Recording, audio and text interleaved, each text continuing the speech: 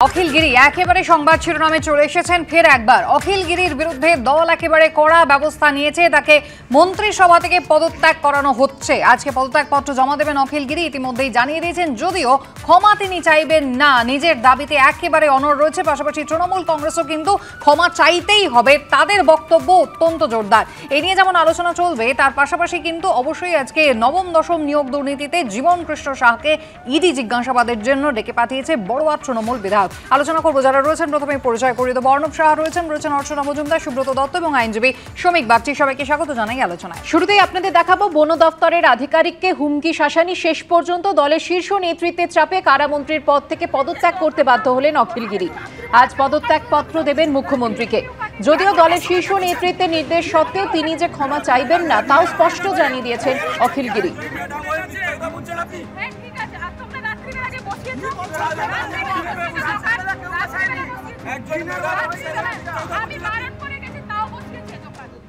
পত্র লিখে ফেলেছি।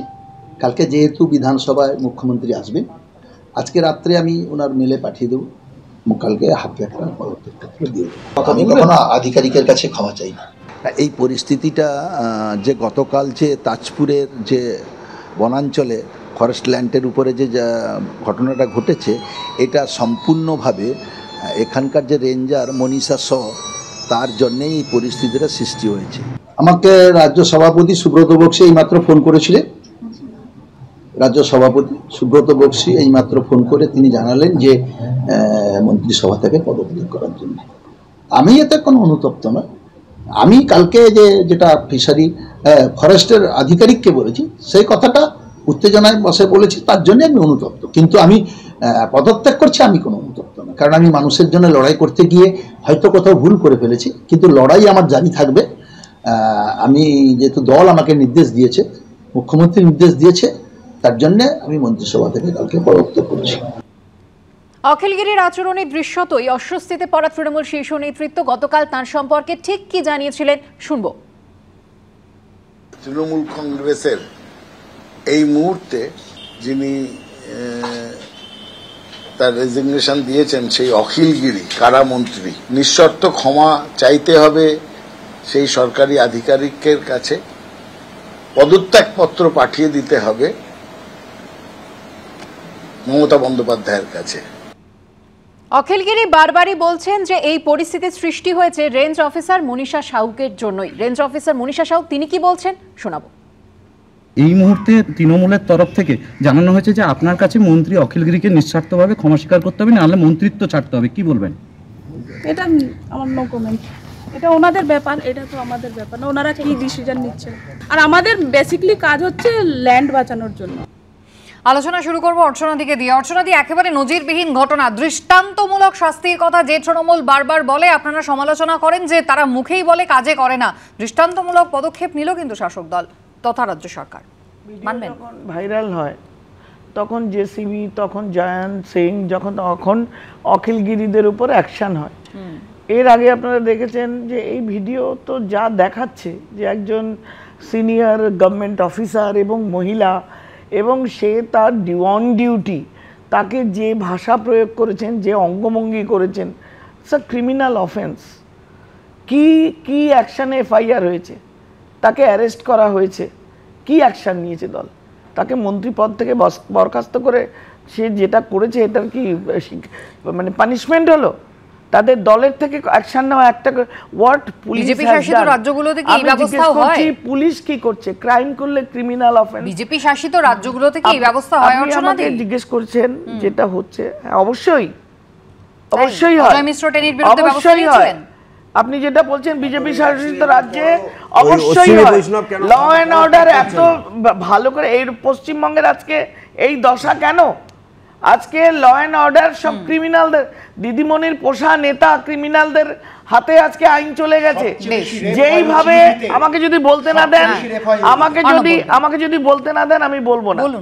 আমি যেটা বলছি যে একজন মন্ত্রী, ডিপার্টমেন্টের মিনিস্টার 50টা লোক নিয়ে হল্লা করে একজন মহিলা সরকারি অফিসার যেটা করেছেন, শুধু রাজ্যের মানুষ বিরোধীরা নয়, শাসক দল সরাসরি ব্যবস্থা নিয়ে নিয়েছে, রাজ্য সরকার। যে পুলিশ প্রশাসন তাদের ডিউটি করবে, বেশ আমি আসবো, আমি আইনি পার্টে আসবো, কিন্তু এই জায়গায় আমি অর্ণবের কাছে যাই।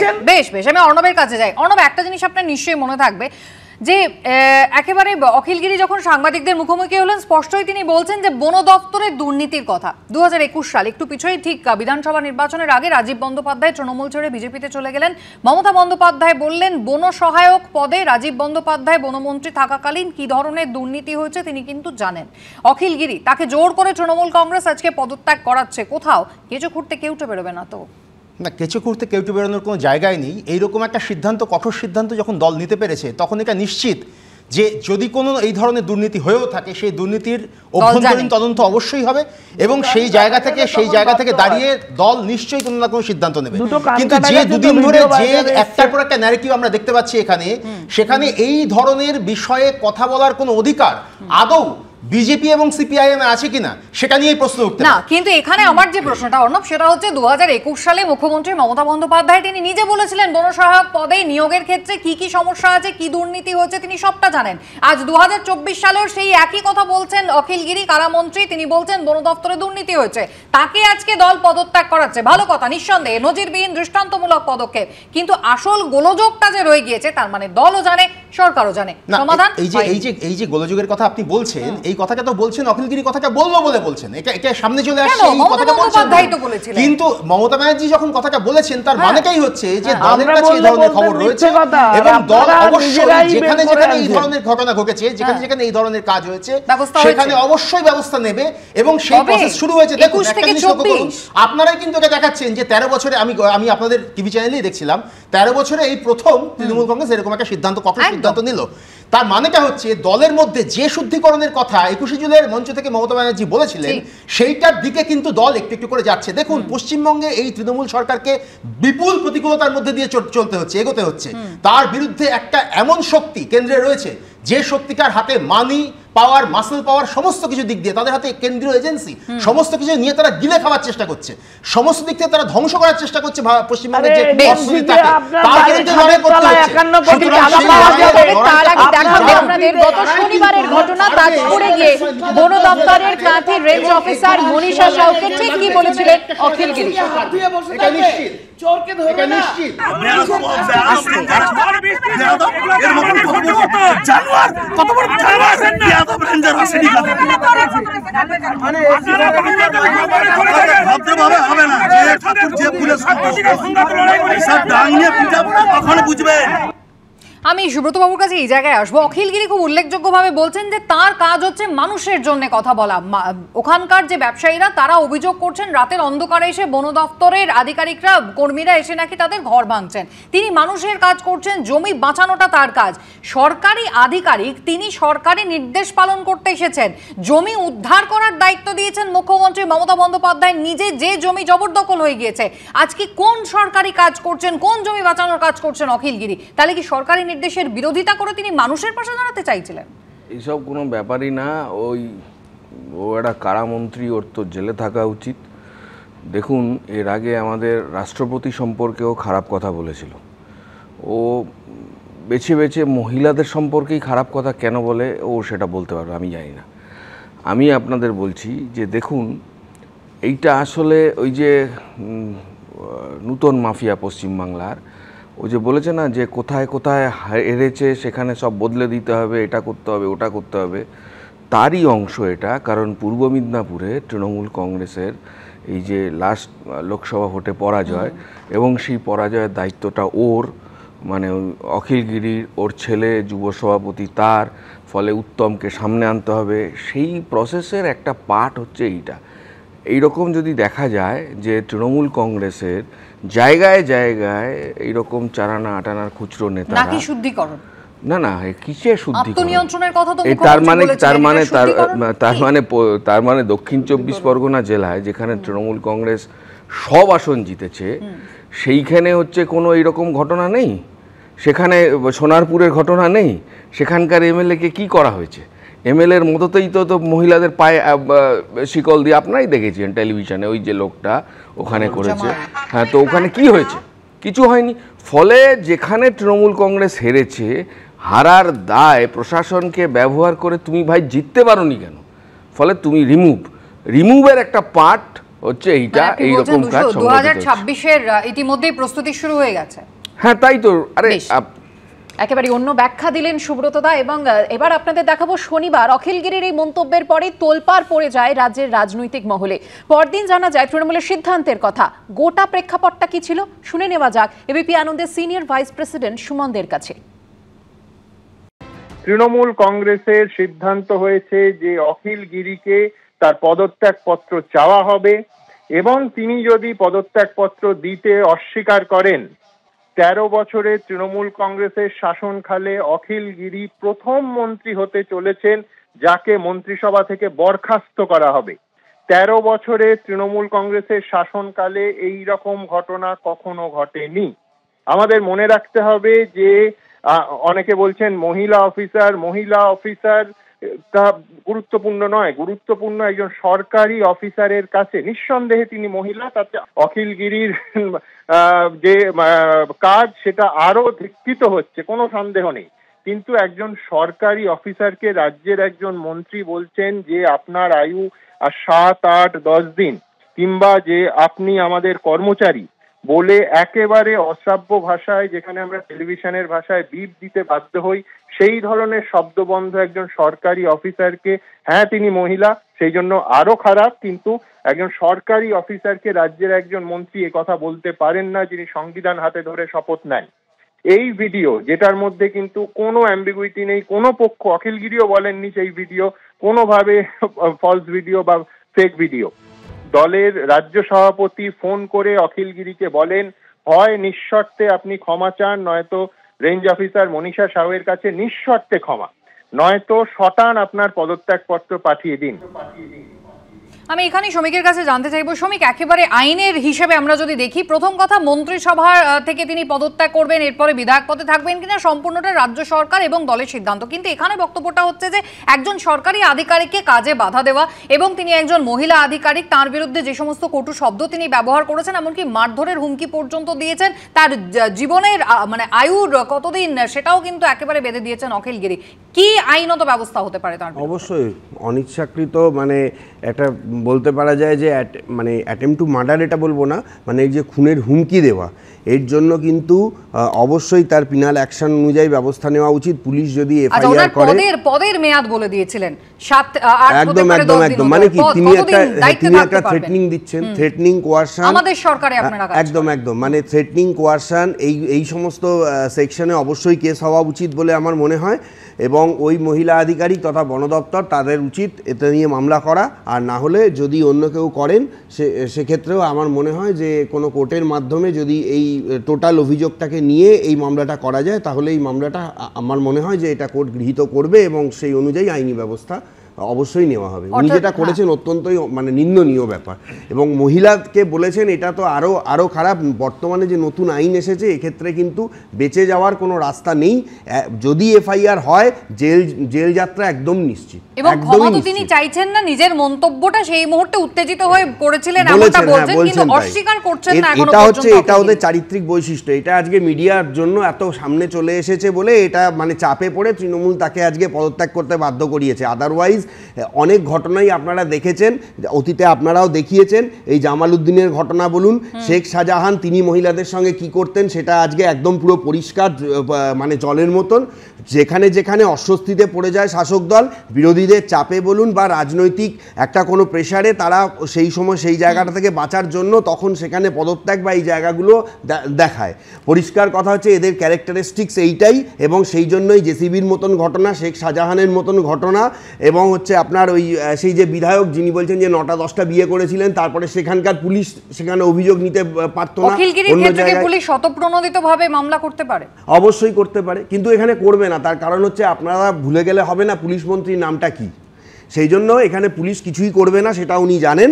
হ্যাঁ, এইটা যদি করতেই হয় আমি বলবো যে বিরোধী দলনেতা বা অন্য কেউ এই মামলাটা করতে পারেন, অথবা কোনো নাগরিক বা ওই মহিলা বা বন দপ্তর তারা মামলাটা করতে পারে। কিছুদিন আগেই দলের নেতা কর্মীদের উদ্দেশ্যে বিবেকবান বার্তা দিয়েছিলেন মমতা বন্দ্যোপাধ্যায়। আর রেঞ্জ অফিসারকে কদর্য মন্তব্যের জেরে শীর্ষ স্তর থেকে তার পদত্যাগের নির্দেশ আসার পরে সেই বিবেকবান বার্তা নিয়ে কার্যত কটাক্ষের সুর শোনা গেল অখিলগিরির গলায়।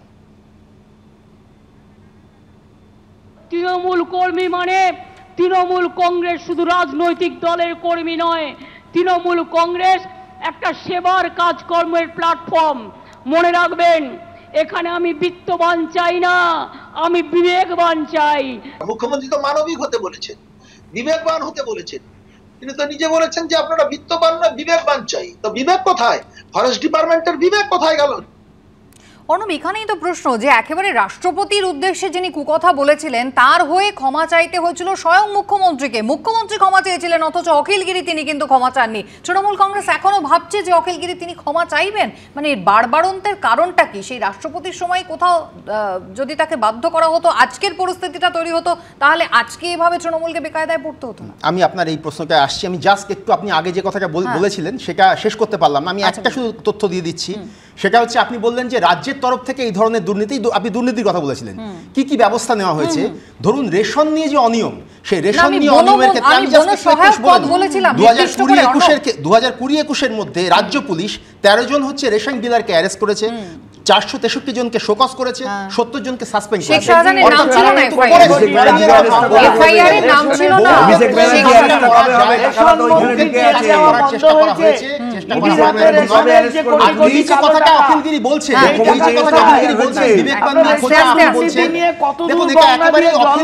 ব্যক্তিগত যে স্তর থেকে তিনি উঠে এসেছেন, যে স্তরের তিনি নেতা, তার কথাবার্তা বলার ধরন, তার কথাবার্তার মধ্যে যে পুরুষতান্ত্রিক অহং, সেই অহংগুলোই তার মধ্যে বেরিয়ে আসছে। তিনি বলছেন আমি আত্মনিয়ন্ত্রণ কোথায় গেল? ক্ষমা চাইতে পারি। উনি যদি মমতা ব্যানার্জির কথা শুনতে না পারেন, যেখানে ক্ষমা চাইতে পারেন সেখানে তার দলের একজন বিধায়ক তিনি ক্ষমা চাইবেন না? এত অহংকার কিসের, এত উদ্ধত কিসের? যদি এই যে তার বিরুদ্ধে ব্যবস্থাটা নেওয়া হয়েছে, এটাও যদি না নেওয়া হতো তাহলে তো আজকে তার বিরুদ্ধে নেওয়া হচ্ছে না এই কথাটা। আচ্ছা বেশ, আমি অর্চনাদির কাছে আসবো, কিন্তু সুব্রতদা আমি আসবো, কিন্তু দাঁড়ান আসতে। কিন্তু সুব্রতদা, প্রশ্নটা হচ্ছে যে এই প্রবণতাটা কেন, এই প্রবণতা শুরু কোথা থেকে? মানে আমরা যদি দেখে থাকি, মুখ্যমন্ত্রী মমতা বন্দ্যোপাধ্যায় তিনি সরকারি আধিকারিকরা যারা ডিএর জন্য আন্দোলন করছেন, তিনি বলছেন যে যদি না পোষায় চলে যান কেন্দ্র সরকারের চাকরি করতে, মাইনে তো আমরা দিই, ডিএ দেওয়া একেবারেই আমাদের হাতে রয়েছে, আমাদের ইচ্ছের ওপর নির্ভর করে। আদালতে গিয়ে সেই সিদ্ধান্ত চ্যালেঞ্জ হয়েছে এবং তারপরে আদালতের নিয়ম আমরা জানি। কিন্তু তারপরেও আমরা দেখেছি রাষ্ট্রপতি সম্পর্কে কুকথা বলছেন, অখিলগিরির বিরুদ্ধে একটার পর একটা অভিযোগ, কিন্তু বক্তব্যটা হচ্ছে যে এই প্রবণতা, এর সূত্রপাত কোথা থেকে? অ্যাকচুয়ালি দেখুন, এইরকম বারবার এরকম ঘটনা ঘটছে, যিনি ঘটাচ্ছেন সেটা নিয়ে আজকে চর্চা হচ্ছে, কথা হচ্ছে, সবাই নানা রকম কথা বলছেন, সে তো হবেই, স্বাভাবিক ব্যাপার। কিন্তু দেখুন, রাজ্যের যিনি প্রশাসনিক প্রধান মানে মুখ্যমন্ত্রী, তিনি তো পুলিশ মন্ত্রীও বটে। যে ঘটনাগুলো পশ্চিমবাংলায় এখানে ইন্ডালজ করেছেন উনি, সে রায়গঞ্জে যে কী নাম বাচ্চাদের ঘটনা বলেছিল, আরাবুল মহিলাকে জগ ছুঁড়ে মেরেছিল, তারপর উনি যা বলেছিলেন, তারপরে হচ্ছে গিয়ে ভবানীপুরে থানা থেকে গিয়ে অপরাধীদের ছাড়িয়ে এনেছিলেন, এগুলো আসলে একটা signal towards the anti social, signal towards the miscreants, যে এইরকম করা যায়। এবং দেখুন, এইরকম যদি চলতে থাকে, দলের মধ্যে একটা তৃণমূল কংগ্রেস রাজ্য চালাচ্ছে, এতগুলো মন্ত্রী, এতগুলো এমএলএ, এতগুলো এই আছে, তার মধ্যে এই ধরনের প্রবণতা ওপর থেকে নাপতেই থাকবে, এবং যত নাপতে থাকবে তত হচ্ছে অখিলগিরির মতো মুখ বেরোতে থাকবে। এইটা গুরুত্বপূর্ণ না, এই প্রবণতাকে আটকানোর চেষ্টা করা হচ্ছে, এরকম একেবারেই ব্যাপার না। যদি এটা হতো তাহলে অন্য অনেক জেলাতে অনেক কাজ সংগঠিত হতো। আসলে তৃণমূল কংগ্রেস জিততে পারেনি, সেইটা কেন, তার জন্য আনসারেবল অখিল, সেই জন্য হচ্ছে গিয়ে এই ব্যবস্থা করা হচ্ছে, এইটা মূল ব্যাপার। এর সঙ্গে এই প্রবণতার বিরুদ্ধে লড়াই ব্যাখ্যা দিচ্ছেন আমি তো বলবো আমার ব্যাখ্যা। পূর্ব মেদিনীপুরে তৃণমূল কংগ্রেসের লোকসভা নির্বাচনে অর্চনাদি, পূর্ব মেদিনীপুরে তৃণমূল কংগ্রেসের লোকসভা নির্বাচনে ফল ভালো হয়নি। কাঁথি তমলুক দুটো লোকসভায় আসনই কিন্তু একেবারে বিজেপির দখলে। কোথাও সেখানে একটা শুদ্ধিকরণের জন্য অখিলগিরির বিরুদ্ধে যদি ব্যবস্থা নেওয়া হয়ে থাকে 2026-এর আগে, আমরা আলোচনা অনুযায়ী যদি যাই, তাহলেও বিজেপি কি তার ফসল ঘরে তুলতে পারবে? না, আমরা এই যে রাজনীতি করতে গিয়ে আপনাকে মানুষের নির্বাচনে জিতে আসা একজন বিধায়ক মন্ত্রী, তিনি একজন সরকারি আমলাকে দলবল গুন্ডাদের নিয়ে গিয়ে শাসানি দিচ্ছেন তার কাজের ওপর দিয়ে। এই যে একটা সংস্কার, এতে আমাদের সরকারি সিস্টেমটা পুরো কারাপশন শাটডাউন হয়ে যাচ্ছে। কোনো সরকারি অফিসার, সে শিক্ষক হোক, সে ডাক্তার হোক, সে আইএএস হোক, তাদের ঘাড়ে মাথা থাকবে না। আমাকে যদি না বলতে দেন আমি চুপ করে যাব। আমি যদি তাদের এইভাবে কর্মপদ্ধতিতে বাধা দেওয়া হয়, রাজ্যের ওয়ার্ক কালচার কোলাপস করে যাবে। এই জিনিসটাকে মাথায় রাখতে হবে। এবং পশ্চিমবঙ্গের প্রত্যেকটা ডিপার্টমেন্টে, কি পুলিশে, আপনি দেখেছেন ভবানীপুর থানা থেকে মাননীয় প্রথম দিনেই আসামি ছাড়িয়ে নিয়ে এলেন। এই যে প্রবণতা দিনের দিন শিখেছে, অখিলগিরি মমতা বন্দ্যোপাধ্যায় থেকে শিখেছে। কম্পার্টমেন্টাল মুখ্যমন্ত্রীর যোগ্য ঝাড়ের বাস অখিলগিরি, আমি বলবো এটা একদিনে হয়নি।